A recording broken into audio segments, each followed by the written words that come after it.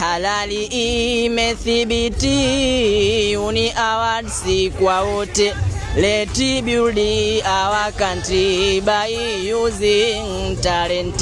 Learning institution, all we are concentrating. Last congratulations to the founders event. Bana, noma.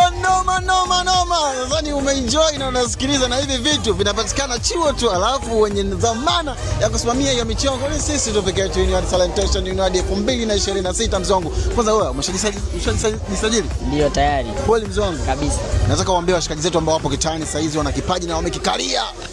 Bwana, ndugu zangu wote wenye vipaji, Uni Awards ni fursa. Hii ni platform kubwa sana ambayo inasaidia wewe kuonekana, kipaji chako kuoneshwa, kipaji chako. Kwani ndugu zangu wote wenye vipaji, tusikae majumbani, tutokeni, njooni, chukua apply. Yani ni muhimu sana hizi awards, unaonekana ni jukwaa kubwa sana.